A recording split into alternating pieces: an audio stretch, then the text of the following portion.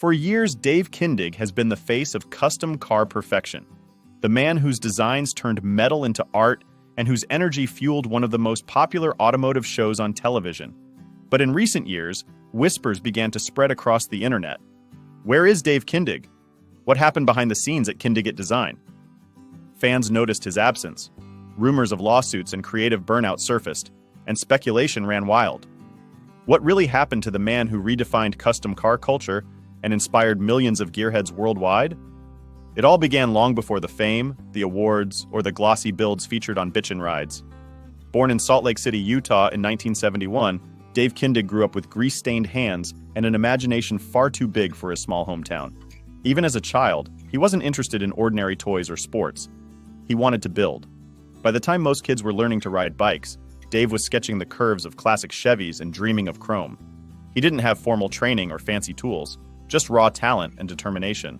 Those early years taught him to blend creativity with craftsmanship, a combination that would later define his legacy. Before his name became a brand, Dave worked at High Performance Coatings, where he honed his technical understanding of car materials, textures, and finishes.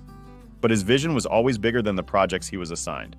He wanted to create cars that told stories, vehicles that were both mechanical marvels and moving works of art. So in 1999, armed with nothing but savings, passion, and the unwavering support of his wife Charity, Dave founded Kindig-it Design. The company started in a cramped 500 square foot workshop. Just a man, a dream, and a few determined friends. The early years were tough. The long nights, missed weekends, and financial risk nearly broke him.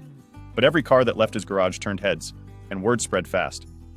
Dave's unique eye for design, clean lines, bold colors, and meticulous detailing, set him apart in a crowded industry.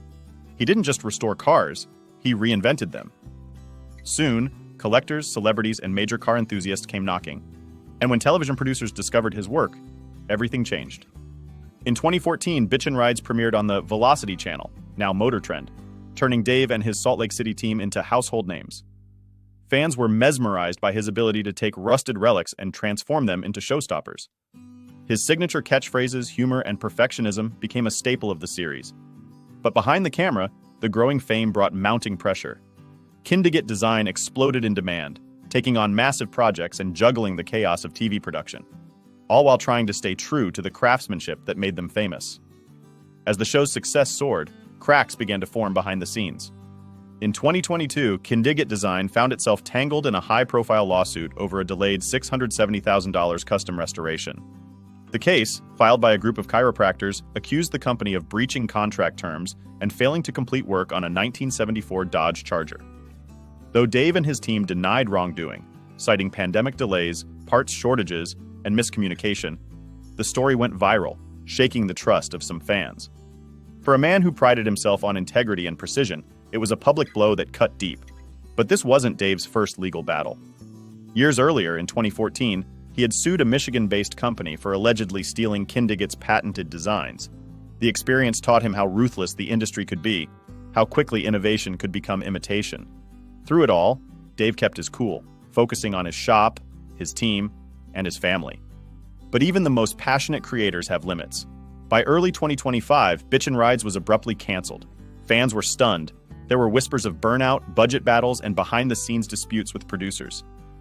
Dave addressed it only once, in a heartfelt post thanking fans for a decade of loyalty and promising that Kindig-it Design would continue, even if the cameras stopped rolling. He spoke of exhaustion, of wanting balance, and of focusing on what truly mattered: his art and his family.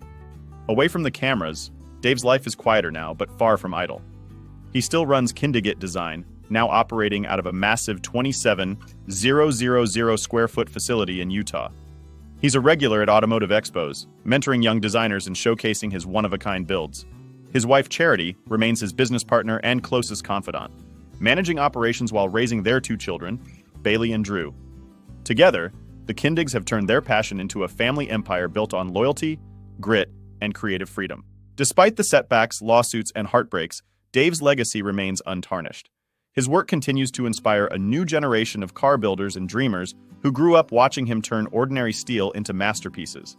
And though he's no longer on TV every week, Dave Kindig's story is far from over.